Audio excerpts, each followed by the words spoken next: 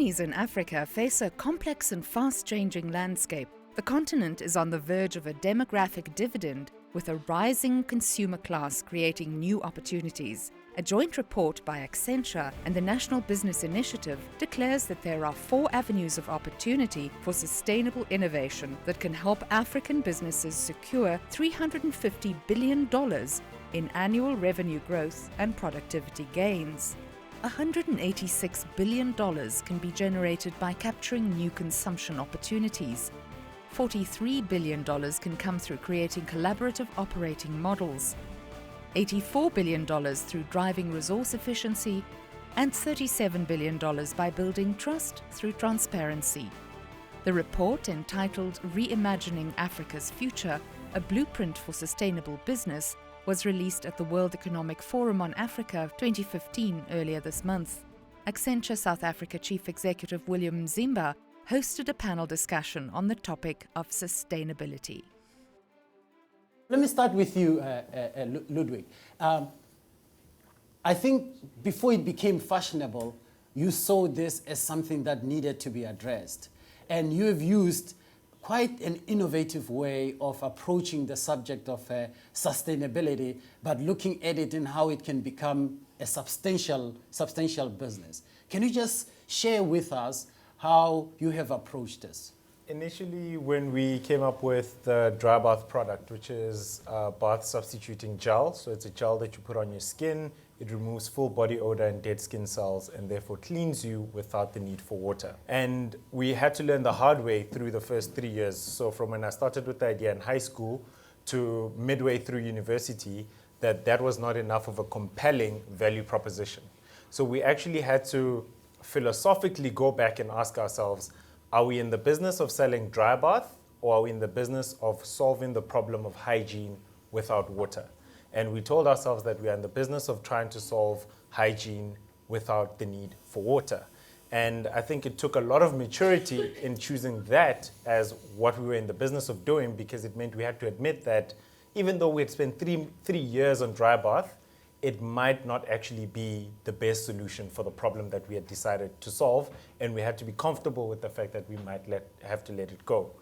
And in terms of the process that we've had to follow in developing the product or getting it to succeed commercially, we actually had to go back, sell the product online because we had so many people who were asking for it, even though they weren't the target market that we developed the product for. We sat down with them, we interviewed them to understand the problem thoroughly, and found that a lot of them were Western market consumers who were using it specifically because they thought that it was convenient and removed body odor. That was the reason they were buying the product. And most of them were mothers, which was ironic because my mother hated the idea when I came up with it. But essentially, as a company, we've always followed the philosophy that you can have substantial social impact through products that actually solve serious problems at a very beautiful price point. And I say beautiful because it's profitable and it's great for the environment. This is quite interesting. So from when you thought about why people take a bath, to saying that they do it for the purposes of removing body odor, and that you can successfully, with a small sachet, do exactly that without impacting substantially the environment in terms of water, to where you are today. Can you just share with us, because it strikes me that the subject of sustainability hinges on the very essence of humans or corporations having to embrace change. And this is a fundamental thing, because you are changing mindset around how we remove body odor, having to stand under a shower. For many, many years, this has been seen as royalty. We had to deal with a hugely challenging consumer psychographic. So the ironic thing was, 150 years ago, it was bad to bathe. It was actually bad for your health. During the Black Plague, cleaning your skin would open your pores up for infection. Then we went through the whole Industrial Revolution, where you had to bathe every single day because you were getting dirty in the farmlands, you were touching germs. It was bad for your health not to bath. Now we're at a stage where we bathe twice a day. We're drying out your skin. The same company that sells you the germ-removing soap is the same company that sells you the extra moisturizing lotion that's designed to repair the damage that they've just caused to your skin. And no one sees a problem with that.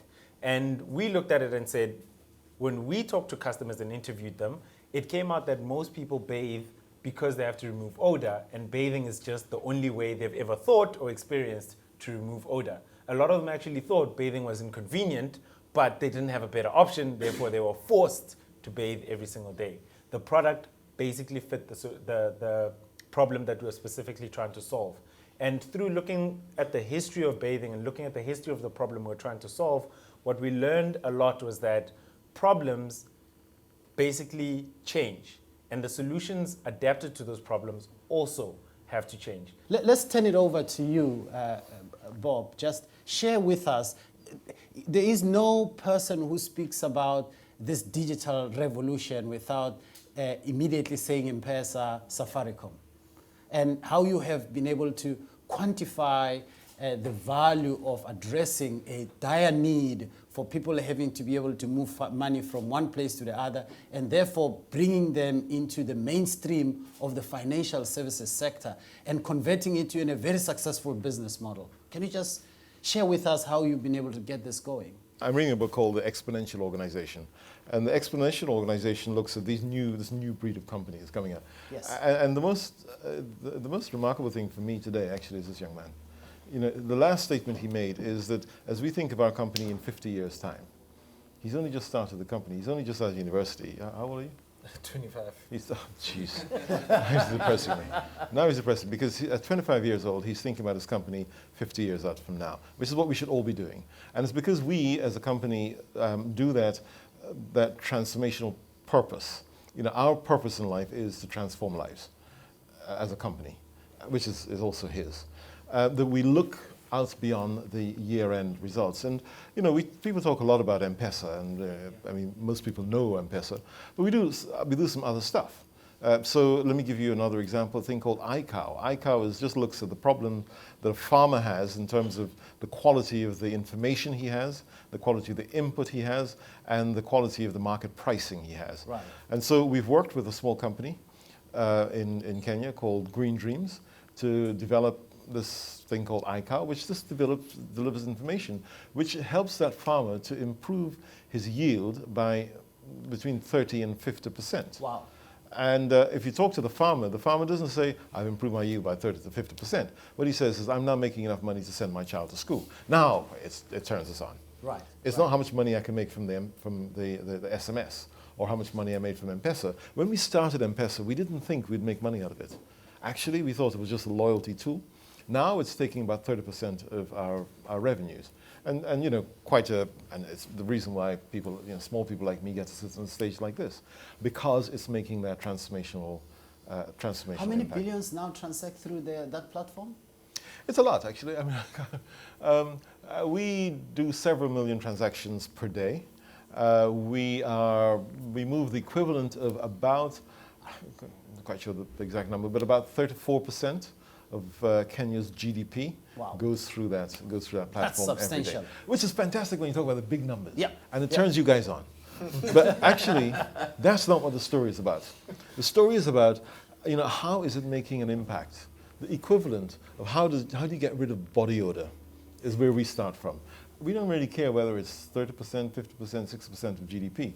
What we care about is that it's making it has a transformational impact on the ordinary Kenyan, and if we can do that, our business hopefully will be around when his business is 50 years old. Fantastic. This is a very good story. I mean, really this quantifies for you in a very profound way this opportunity that we have just seen worth over $350 billion. You can see profoundly how it has changed the financial services sector in Kenya, where 34% is now going through the M-Pesa engine. And it is transactions predominantly by people that were excluded out of the financial services environment. Right? You know, these guys are, you know, the alternative for them, if they wanted to get $10 moved from Nairobi to Kakamega, it was to give it to somebody and hope that it doesn't get stolen. And we estimate, the economists I think estimate that the average transactor, the average Kenyan who transacts money in M-Pesa is saving 3 hours because you have to get the money to the bus, etc. 3 hours and $3 per transaction. We talk about $350 billion. Is it real? Is it bankable? From a financial perspective, in the markets that you're operating and what you've seen before? William, I would think from an African perspective, maybe you are conservative in your numbers. And I'll tell you why, yeah. It's very interesting how sustainability seems to come out of this notion that mortality, corporate mortality is real, and it's something we should be, we should be mindful of. Yeah, yeah. I bought a bank in 2002, and I always joke that the bank was so small then that our foreign currency balances were less than Aliko Dangote's credit card limit. It's grown a bit since then, but the message really for me is that, look, from the very word go, I looked at banking in Nigeria and across Africa, and I realized that, look, listen, after 10, 20 years, you tended to find a corporate mortality rate of between 50 and 90%. Right. So literally, I mean, when I got into banking professionally in the 80s, look, by 2004, we went from 140 banks to 20 banks.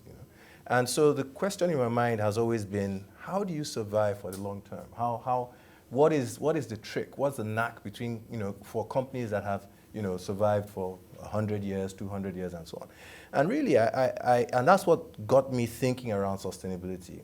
And it's about companies who can connect with their societies in a way that is more profound than just a transaction. Yes. You find something that makes sense, so much sense that it becomes a part of life and you can't do without it. It's either going to be your products, your services, or maybe just your corporate values and your corporate ethos. And in banking, we thought about it. And one thing that rang clear was women get a very bad deal, at least in Africa, when it comes to banking. And I'll give you a simple example. We looked through some of our loan forms, okay? And I'm not talking about women at the middle or bottom of the pyramid, but we actually looked at some of our loan forms, which, were pretty much the norm across not just Nigerian banks, but banks everywhere. And in some of the questions, you ask, are you married? And you ask, what does your husband do? But I mean, there's a woman who's asking, who wants to, and anyway, her business is probably better than her husband's, and so we then said to ourselves, it looks like there's an opportunity here, and we set a target of being the bank for women, in Nigeria, and then across all the markets that we serve, and sustainability is something that we've embedded at the heart of everything Access Bank does. I'm talking about Access Bank, which I retired from in 2013, and I'm really, really, really, really thrilled to find that my successor, Herbert Wigwe, is taking it to a whole new level. And so I get stopped by women on the street, and they say, you know what, I'm having a particular procedure, particularly fertility, and your bank is financing it for me. And these are game-changing, I mean, it just didn't happen when we're there. And so it's that kind of thinking that sustainability is all about. And then you talk about high finance, you talk about investment banking and things like that. And we set our minds at raising bonds and building infrastructure. But, a challenge was thrown our way recently, and it was all about the fact that, look, Nigeria has run out of bed nets, mosquito nets, okay? And malaria is still a problem, it's still a challenge. And so we, working with the World Bank and very well-minded people in New York, we came up with the concept of the malaria bond. And yeah. Malaria bond. Yeah, right. And we're talking large figures here. And so it's this kind of thinking, that I see you quantify by way of an opportunity, and it's huge. After the break, William Mzimba and his panel carry on the discussion about sustainability.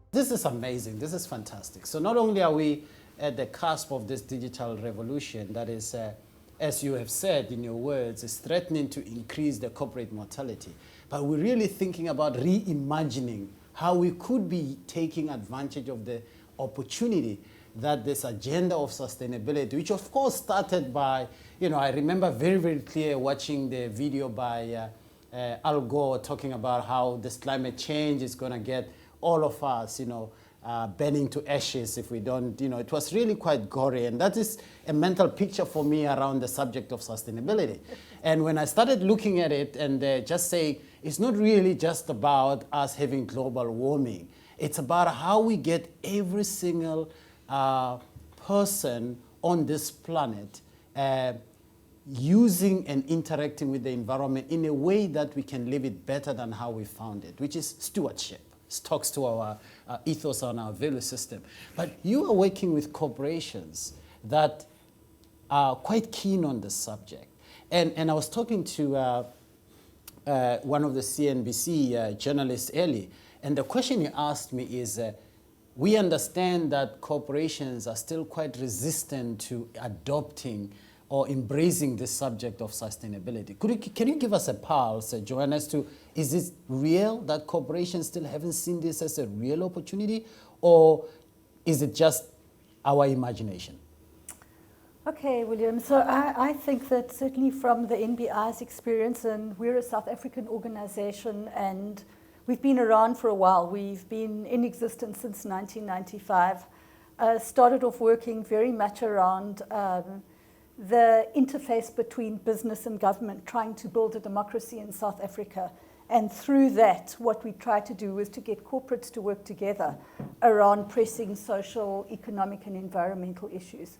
I think that 20 years on, where we are sitting at this point in time, is that you see a critical mass of corporates and business leaders who see that sustainability is absolutely central to success, that it's very much part of the opportunity for their business, and it's very much about the way that they interact with society, and that the way that their business is rooted very deeply in the pressing issues of society and the ability to address those problems. And that issue of longevity of business and the long-term vision is very much linked to that. So it's about, how do we respond to climate change in our context? If we are a consumer goods company, right, what does it mean for our supply chain? How can we work with our suppliers? How are we going to guarantee that our products can be produced into the future? And how, in supporting farmers, addressing issues of conservation, agriculture, addressing issues of water conservation, can we in fact ensure that our business can thrive and can grow into the future? That's very interesting. So, I wish that this subject of sustainability was mainstreamed quite a long time ago. I come from a small mining village in Limpopo, and I still see lots of dams and lots of very hungry people, but very prospering mining houses that have come in and dug the ground, displaced the people who lived around the community, no longer doing some farming, and they're gone. And I ask myself the question, where is the mind and the goodness of humans when this begins to happen? Peter, what are you seeing in terms of how people are beginning to embed consciousness around the need to really, truly, not just do it because maybe governments are saying we have to do it and we have to report on sustainability, because for a while there's been a huge focus, just sustainability equals to writing a very nice and glowing report that says I've got rooftop solar panels on my thing and my footprint in terms of carbon is less. That was really about reporting. Now, you are suggesting that there is a significant shift from just reporting, significant shift from just being a CSI kind of subject into mainstream, changing business models. No, so absolutely, William. I think we are starting to see that. I mean, I think we have to be careful with the language and careful with the extent to which we claim it's mainstream, and I think you were kind of cautious there, Joanne, rightly so, to say that this is no longer marginal. I think that's right. This isn't just a very few businesses that you hear again and again, the usual suspects. It's gone beyond that. Right. So we're now talking about significant groups of players in significant industries, not just using this as a PR tool or a reputation tool, but are actually really quite consciously aware of competing on the basis of sustainability as one of the axes of competition. I mean, the thing that brought it home to me was, it was probably about 3 or 4 years ago, I was sat in the office of the global chief executive at Philips, and I remembered being with his predecessor about 5 or 6 years ago. This was in the Netherlands. And what was telling for me is over that interim, over that period of time, when I was sat talking to him about sustainability in his industry, compared to his predecessor, he knew exactly what GE was doing. He knew exactly what Siemens was doing on sustainability, because this was something he was tracking, and because it was driving the product portfolio, it was driving innovation, it was driving significant parts of the business and their growth potential. So I think that in certain industries like industrial equipment, like healthcare and so on, and Philips is an example, I think that has come into the consciousness. I think the only other thing I would say is a number of people in the audience and I have been working on this topic of the circular economy, right? And sort of forget the term, that's becoming more mainstream as a term, but the key thing is radical shifts in resource efficiency. So genuine step change in the way we think about managing energy, waste, managing water and so on. Essentially to decouple our growth models, and in particular decouple consumer value from products and services from resource use, not in its entirety, but the damaging side of resource use or scarce resources. And we're seeing some really interesting examples emerge around that topic. And what we've kind of used the term circular advantage, but we've just finished a study of 120 companies who are genuinely beginning to create competitive advantage through this. Whether it's sort of Airbnb or Uber who are doing it indirectly, because this is to your point about digital revolution. Absolutely. I think, you look at a company like Airbnb and Uber, and you might sort of question whether Uber necessarily has the right kind of ethos overall, right? You can kind of have conversations about that. But what's undoubtedly true is it has made transport systems in the places where they do business using Uber far more efficient. We need less cars on the road. We need far less materials being embedded in the way we think about mobility. To go to your point about the core customer proposition, I don't really care about owning a car if it's going to sit in the garage for 95% of the time. I care about getting from A to B. I'd like to open it to the audience here. I'm sure you've got some key questions that you may want to the panel to address. There is a roving mic, so we are open to take some questions here so that I can get some of your perspective on the subject of sustainability. How much of that can really accrue to the people who are trying to address, who are at the bottom of the pyramid right now? So who would like to take this question? Yes, Ludwick? Try that. I had the pleasure of going through the report thoroughly in the past 2 days. And one of the key things, I was actually worried you didn't bring it up, was the floating class. So the class just before the middle class, it's almost equal if you look at the research. So the number of people who are about to get into the African middle class are almost equal to the amount that are already in the middle class. And your question basically brings to the fundamental issue of, if you are going to say, I'm going to go after this prize, how many of those people will be interested in buying your product if your product does not come around and contribute to their immediate economy? And I think that's what a lot of businesses are going to have to learn is extremely important in an economy, in an African economy where the youth are going to be the majority within the next decade or two. I can tell you now that as a decision-making youth who has buying power, I am biased to buy to the immediate business that contributes to my immediate community. And if I don't see your business contributing to my immediate community, I will not buy from you.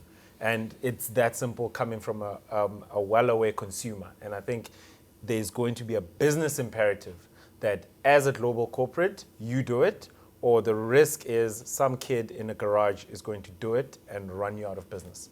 There's a millennial speaking for you. And There you go. It's exactly right. And this You're is why my hope fantastic. is in this generation of people.